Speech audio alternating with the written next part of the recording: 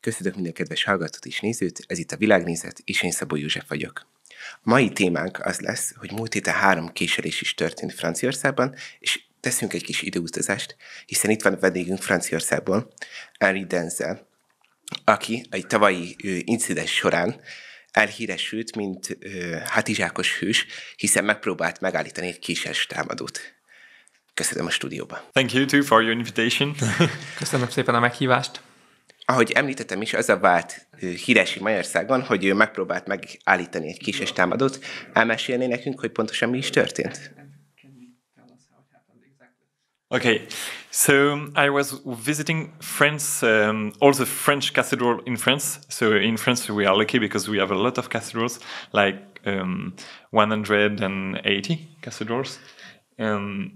Éppen egy franciaországi körúton voltam, mert nagyon sok katedrális van Franciaországban, összesen nagyjából 180 darab, és ezeket jártam körbe egy ilyen tanulmányot keretében.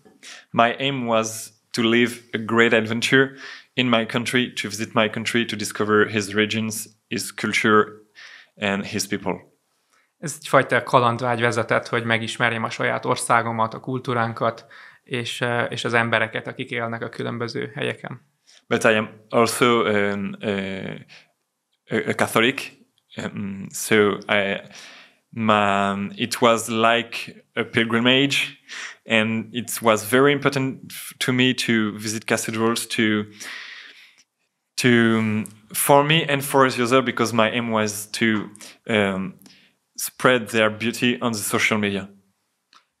Egyúttal egy katolikus hívő is vagyok, és az is volt a célja az utamnak egy kicsit egyfajta zarándoklatszerűen, hogy körbejárjam ezeket a katedrálisokat, és a szépségüket, jelentőségüket bemutassam az embereknek. So when I was in Annecy, it was like 2 months and a half that I was visiting France, and I was so Annecy is a very beautiful city, a very quiet city in the Alps. Már nagyjából 2,5 hónapja tartott ez az utam, amikor Annecy városába érkeztem, ami egy nagyon szép kis város az Alpok környékén Franciaországban. So I was going to visit the cathedral, and I saw this guy, a big guy, like twice my size, and at first, I thought that it was like a thief, but then I see the knife and I understood what happened. És akkor éppen egy katedrális felé tartottam, és akkor megláttam egy nagyon magas embert, olyan nagy alkata volt, szinte 2-szer akkora volt, mint én, és az is föltűnt, hogy kés van nála. So there are 3 possibilities. We fly, we film, or we act. So I decided to act, maybe because I was like helped by something else inside of me. 3 lehetőség állt előttem, az egyik, hogy elmenekülök, a másik, hogy nekiállok filmezni az esetet, a harmadik pedig, hogy megpróbálok ellenállni, segíteni, és emellett döntöttem valamiféle belső ösztönzés hatására.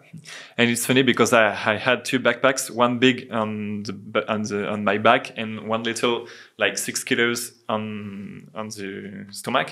And so I catch my little bag and I try to scare him and to chase him. And maybe I managed, I don't know, because I don't remember, but it was filmed, and then in the afternoon it was the video was on Twitter and I was recognized, so the story is known. A vicces, hogy 2 nagy hátizsák volt rajtam, egy nagyobb a hátamon és egy kisebb elől, nagyjából 6 kilós volt, és hát jobb hiány ezzel próbáltam megijeszteni vagy elüldözni a támadót, és hát már homályosak ezek a részei ennek a történetnek, de filmre vették az esetet, kikerült Twitterre, és hát fölismertek, úgyhogy nem tudtam rejtettségbe maradni. Mit tehet ilyenkor egy ember? Mi volt ez, amikor először eszébe jutott, hogy cselekednie kell? Mire kell odafigyelni egy ilyen támadáskor?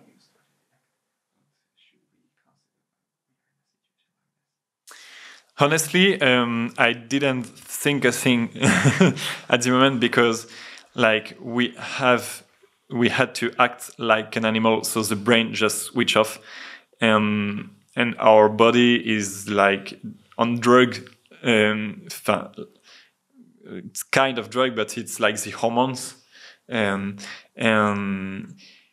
so I didn't think a thing. But after I realized that he had a cross in his left hand, and he was saying during the attack, "In the name of Jesus Christ," but he was wearing like a keffé. That is a Muslim thing, not a Christian thing. So it was a bit confusing. And later, media asked me if he was a Christian and if his attack was like a Christian thing. And I say, I don't know if he is a Christian, but what I know is what he did is not Christian. It is against the message of the Christ. It's totally against the truth, against we don't kill people in the name of the cross, especially like innocent one, little one, or older one. So I say, I don't know if he is Christian, maybe not. Today I can say that he wasn't Christian, but at the moment I didn't know. And I said, I am Catholic. I am living like a pilgrimage through France to visit cathedrals. Maybe it's not their hazard. I don't know that I was here to stop him. Őszintén szólva nem igazán gondoltam semmire abban a pillanatban. Kicsit egy ösztönszerűen cselekedtem, nem is tudom, talán a drogos állapothoz lehetne hasonlítani, mikor az emberből jön egy ilyen ösztönzés, és igazából az agya kikapcsol egy ilyen helyzetben. Ráadásul nagyon zavaros is volt a szituáció, mert a férfinek a bal kezében egy kereszt volt, és egyébként azt kiáltotta a támadás során, hogy Jézus Krisztus nevében. Ugyanakkor a fején egy kifi nevezetű fejfedő volt, ami viszont muszlim viselet, tehát semmi köze a kereszténységhez. És a média is utána nekem szegezte a kérdést, hogy keresztény volt-e ez az illető, vagy keresztény támadás volt-e, és hát annyit tudtam mondani, hogy hát keresztény volt-e vagy nem, az biztos, hogy egy ilyen támadásnak semmi köze nincs a kereszténységhez, semmi köze nincs Jézus Krisztus tanításához, azokhoz az igazságokhoz, amiket a kereszténység képvisel. A kereszténység nevében nem ölünk, pláne nem ártatlan kisgyermekeket, mint ahogy tette ez az ember. Úgyhogy nehéz megmondani, hogy tényleg keresztény volt-e vagy nem. Ma már inkább arra hajlok, hogy nem volt keresztény ez az ember. Most pedig térjünk át arra, hogy miért is jött Magyarországra. Ha jól tudom, egy rendezvény keretén belül érkezett hazánkba. Erről is beszélne egy kicsit. Yeah, I was invited to Hungary by the university, and my aim right now is to speak about cathedrals, is to speak about Christian heritage and the beauty of this patrimony around France, especially, and Europe too, because for me it's a very important treasure. A Nemzeti Közszolgálati Egyetem meghívására érkeztem erre a konferenciára, és az a felkérés, hogy az európai keresztény örökségről beszéljek, többek között építészeti szempontból is, tehát a katedrálisokról, bemutatva külön a francia jellegét, és azért is szívesen beszélek erről, mert ez számomra egy nagyon fontos kérdés, és egy fontos örökség, egyfajta kincs számomra ez. Today I have the luck to work with Canal Plus and to make some TV documentaries about cathedrals, and my aim is to show people their beauty and to speak about their message. Ráadásul a Canal Plus nevezeti francia csatornának is a megbízásából vagyok itt, hogy a keresztény építészetnek a különböző kincseiről beszéljek, és ez szintén számomra nagyon fontos, hogy ezt bemutassam, a szépségüket és az értéküket megvilágítsam az emberek számára.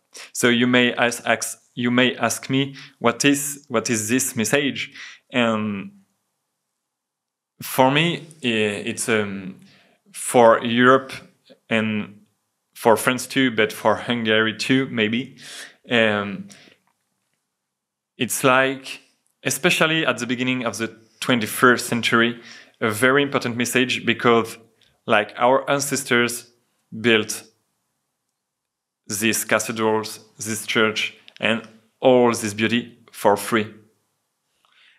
És szerintem van egy nagyon fontos üzenete is ennek, mivel különösen Európában, Franciaországban, de valószínűleg Magyarországon is, hogy így a 21. században tudatosítsuk, hogy a felmenőink ezeket a különféle istentiszteleti helyeket, templomokat ingyen csinálták, tehát nem profi haszonért. And I am very happy to be here in Hungary to discover your patrimony, your cathedral, and maybe maybe we have the same heritage, and I think that we have the same heritage, and this heritage is very, very important to us. És nagyon örülök, hogy itt lehetek Magyarországon, megismerhetem az itteni keresztény építészetnek a különböző remekeit is, és úgy gondolom, hogy ez az örökségünk sok szempontból közös, hasonló, és ez nagyon fontos számunkra.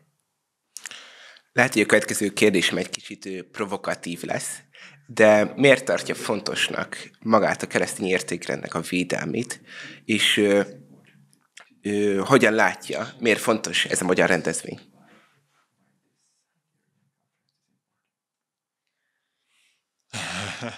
It's a very interesting question. Nagyon érdekes kérdés. It's the first time for me that I am going to give a conference outside France in Europe. So what I will say is quite my thoughts and something that is progressively emerging in my mind. But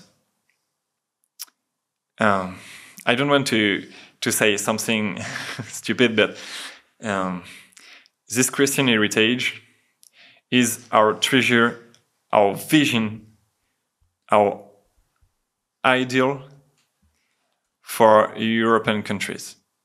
And maybe we live in a time where all countries in Europe don't know where to go, what to say, what to defend. So my aim is to show them their heritage and to say maybe this heritage is the solution.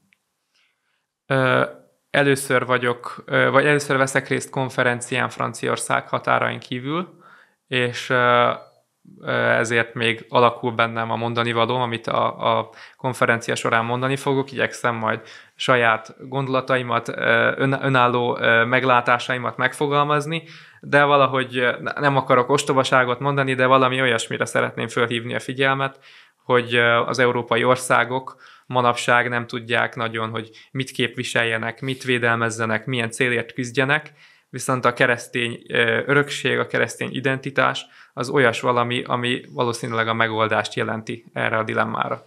To understand a little the importance of this heritage is like you have to consider what is a cathedral. A cathedral is the pinnacle of religious patrimony. Like our ancestors made it for 1,000 years. One cathedral needs 1,000 years to be built. So it means that there is like 4 or 5 generations of builders that died during this construction and never see the end.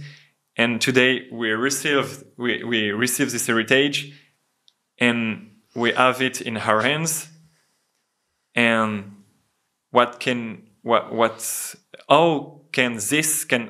how this inspire us for the future? Okay? Igazából egy érdekes illusztrációja ennek a elgondolásnak maguk a katedrálisok, hogyha belegondolunk, ezek a keresztény építészetnek egyfajta csúcspontját jelentik művészeti szempontból, és fontos belegondolni, hogy egy katedrális gyakran 1000 év is kellett, hogy elkészüljön. és ez azt jelenti, hogy 4-5 generáció dolgozott rajta, bizonyos nemzedékek meghaltak, mielőtt láthatták volna, hogy elkészült, és mi viszont egy olyan nemzedék vagyunk, akik ezt készen kapták, és ezért ebbe fontos belegondolnunk.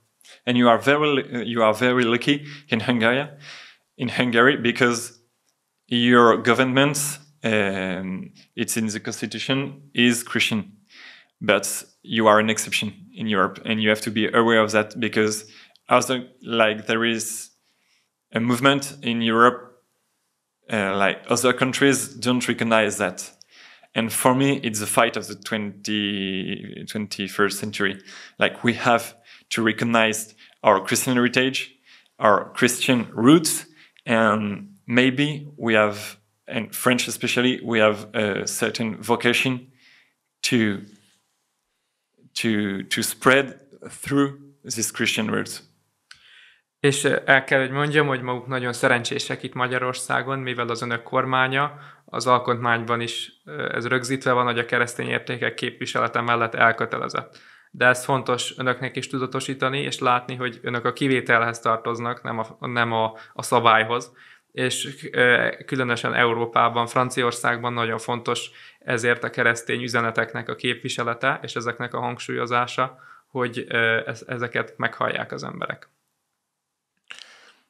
Hogyan lehet ezt jól képviselni? Ha jól tudom, akkor ön, mint újságíró is dolgozik. Hogyan lehet például a médiában, akár Európára levetítve jól képviselni ezt a kereszténységet?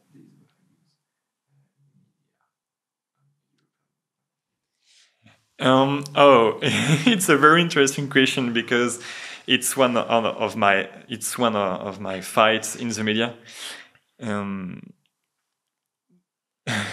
Érdekes kérdés, mert épp ez az egyik nagy küzdelmem a média területén. But I'm considering myself lucky because I'm part of a generation, especially in France, which has received nothing. Like, we are almost empty in the head, so we have to be nourished.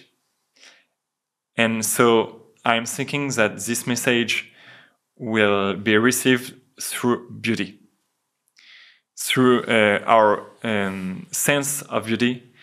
And this is what I am talking about, the beauty of cathedrals. De ugyanakkor szerencsésnek is mondhatom magam, mivel egy olyan nemzedékhez tartozom, akik, hát mondhatni, hogy fejben gyakorlatilag üresek, semmit nem kaptak ezen a téren, és ezért én azt tartom az én személyes fő célomnak, hogy a szépségen, az esztétikán keresztül tudjam képviselni a keresztény üzeneteket, és ennek például egy hasznos módjának találtam a keresztény építészet műremekeinek a bemutatását. So maybe it's not easy to say efficiently the Christian message of our countries, but if we do this through beauty, through facts, through joy, through some traditions, it is more easy. And I see through social media in France a beautiful movement of young people who are trying to defend this and only to show the beauty and the joy around this. És úgy gondolom, hogy ugyan talán nem könnyű a keresztény üzeneteket a médiában megszólaltatni, viszont a szépség, a tények, illetve bizonyos hagyományok ebben segítséget tudnak jelenteni, és látok erre egy elég ígéretes próbálkozást a francia fiatalság körében, hogy szeretnének az ilyen, ehhez az örökséghez, a szépségnek az örökségéhez ragaszkodni, ezt képviselni. And I think it works because I receive a lot of testimony of people who are grateful for this. És úgy látom, hogy működőképesnek bizonyult, mivel sokan elmondják, hogy számukra ez működött, és a gondolkodásukra hatott. Kicsit talán jobban térjünk rá most Franciaországnak a helyzetére, ha szabad. Ide általában rossz hírek érkeznek Franciaországról, hogy lázongások vannak a városokban a migráció miatt, vagy egy muszlim kisebbség miatt. Mi a valódi helyzet Franciaországban? Tényleg arról lehet beszélni, hogy párhuzamos társadalmak nagyon nehezen élnek együtt, vagy ezért el van ez túlozva? I didn't understand the end of the question. So it's what is the true situation in France? You have kind of double life in France because there are Muslims and not Muslims, and are the situations as dangerous as we hear? Okay, so it's very difficult for me to speak about this because it is something that we live every day. And it is also like a controversial issue. So I don't want to say something stupid and to say something shocking for everybody, but like this is true that there is a migration problem in France. This is true that there is a Muslim problem in France. This is true that there is an economical crisis. This is true that there is a cultural crisis. This is true that there is an educational crisis. There is crisis everywhere in France. I have the feeling that the government, the states, society, everybody falls down.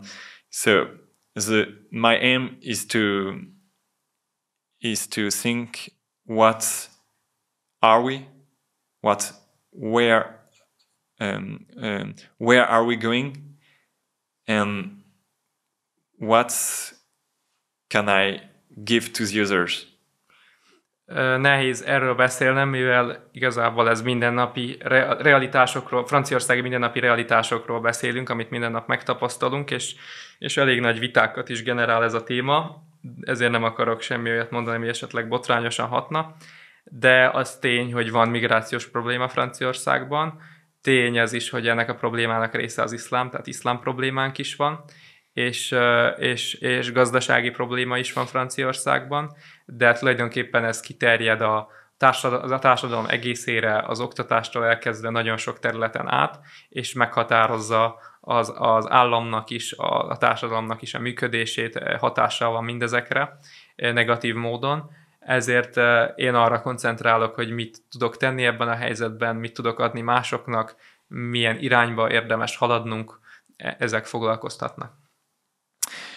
It's common to say in France that French people are efficient where they are against the wall, back against the wall, and they have no choice but to fight. So I think we are entering an era where French people have their back against the wall and they don't have no choice but to be a hero. Van egy mondás nálunk Franciaországban, ami valahogy úgy szól, hogy a franciák nagyon hatékonyak tudnak lenni olyankor, amikor sarokba szorítják őket, és nincs más lehetőségük, csak a harc. És úgy gondolom, hogy egyre inkább kezdünk egy olyan szituációba bekerülni Franciaországban, hogy kezdünk sarokba szorulni, és ezért nagyon nincs más lehetőségünk, mint hőssé válni.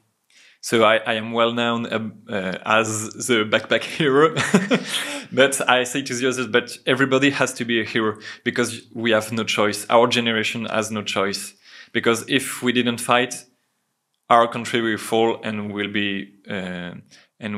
be forgot. Or we fight and then our child will thank us. So I have chosen my side, and I chose to fight. És ugyan én úgy híresültem el, mint a hátizsákos hős, azonban úgy gondolom, hogy mindannyiunknak hősökként kell viselkednünk, ez pedig azt jelenti, hogy harcolnunk kell az értékeinkért, különben az országaink el fognak bukni, és el fognak bennünket felejteni. Ha viszont a harcot választjuk, akkor a gyermekeink, leszármazottaink hálásak lesznek nekünk. Itt tehát döntenünk kell, hogy melyik oldalt választjuk. Én a magam részéről már meghoztam a döntést, hogy én a harcot szeretném választani. And it's quite interesting in France to see that there is a country like Hungary in Europe, because we see that it is possible to have a vision, a Christian vision, and thanks to you in a certain manner, we can say things that certain years ago it was not possible to say. És nagyon érdekes Franciaországból nézve látni az olyan jelenségeket, mint aminek a része Magyarország is, hogy van keresztény ihletettség, vízió, látás a jövőre vonatkozóan, és az a helyzet, hogy ez számunkra is nagy segítség, mert így ki tudunk mondani olyan dolgokat, amiket pár évtizeddel ezelőtt nem lehetett. Mit gondol a francia, vagy a modern Franciaországban a kereszténység milyen helyet tud betölteni? Merre tudna tovább fejlődni ahhoz, hogy tényleg vissza tudja nyerni az értékeit?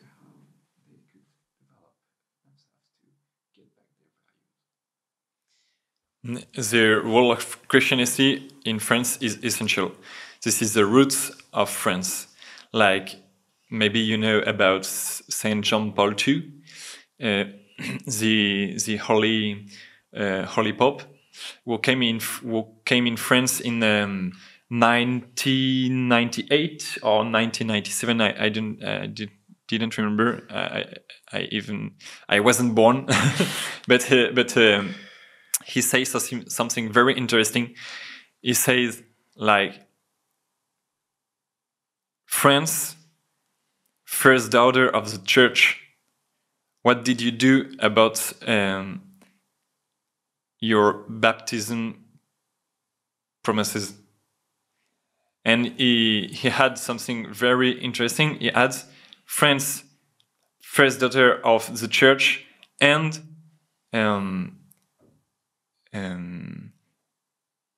teacher of the people, like something like that. And maybe there is here a very important message to France, to French people, because France in his history always shine on the world because of Christianity. It is because France was a great Christian country, a great Catholic country, who defend the church, the Catholic Church, that France shines on the world. So my message is, if we want to be great again, we have to recognize this vocation, our Christian roots, and to live with this. So, yeah.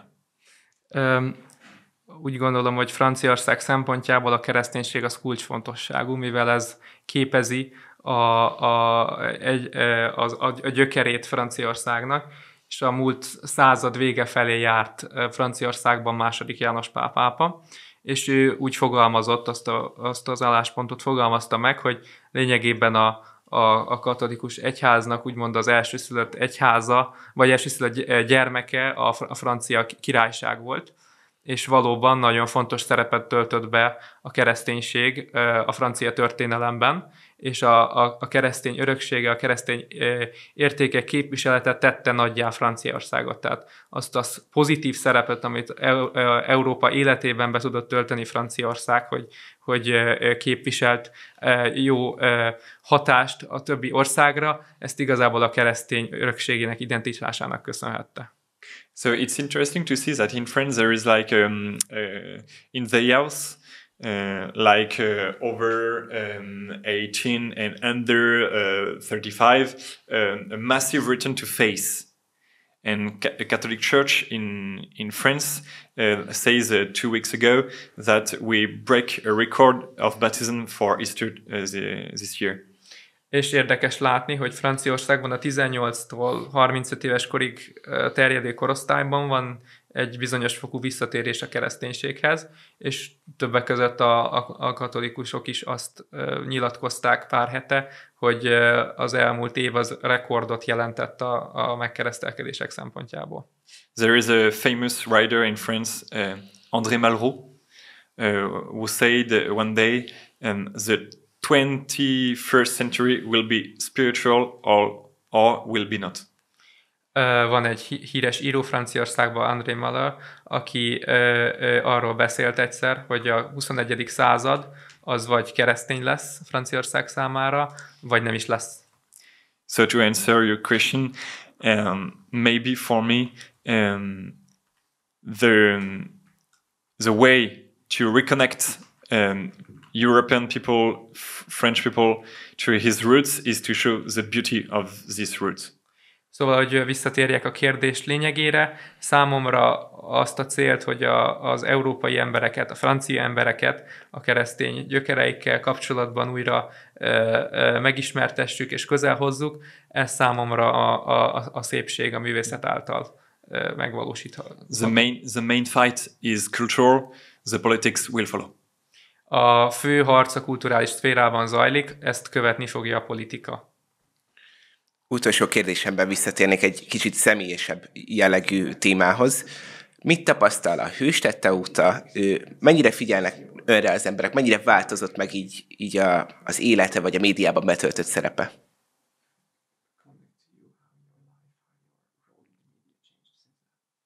It's true that the terrorist attack in Assy has changed my life, but not in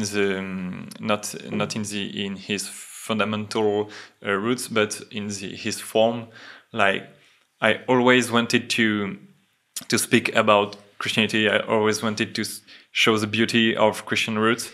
And today, I have the ability to do this with a great audience and in the media. So I am thankful for that. And people are very grateful. And they often say to me, thanks for what you did, but more especially, thanks for what you said. Valóban komoly változásokat hozott az életemben, és pozitív változásokat idézett elő furcsa módon ez a terrortámadás, bár nem a fundamentális értékek vagy ilyen területen, hanem inkább a külsőségek a területén. Sokan figyelnek rám azóta, és sok lehetőséget kapok, hogy beszéljek a kereszténységről, amit mindig is szerettem volna. És azt látom, hogy az emberek hálásak érte, és én is hálás vagyok ezért, hogy van erre lehetőségem. And it's funny because coming in Hungary, like in the plane, some people recognize me, and one little guy come to me and say thanks for to show the cathedrals, and then later in the discussion he say and thanks for what you did in Hansi. So I was first recognized for the cathedrals and then for Hansi. És azt veszem észre, hogy az emberek hálásak nem elsősorban azért, amit tettem azon a napon, hanem amit azóta mondok. És ugyanezt éltem meg ide jövet Magyarországra, és hogy a repülőn fölismertek az emberek, és előbb köszönték meg azt a fajta munkát, amit végzek a közösségi médiában a keresztény örökség bemutatásával, mint azt, hogy ott Annecyben megmentettem azt a helyzetet. Henri, ezzel köszönöm, hogy rendelkezésünkre állt, és jó időtöltést kívánunk Magyarországon, és sok sikert a munkájához. Thank you very much. Nagyon szépen köszönöm.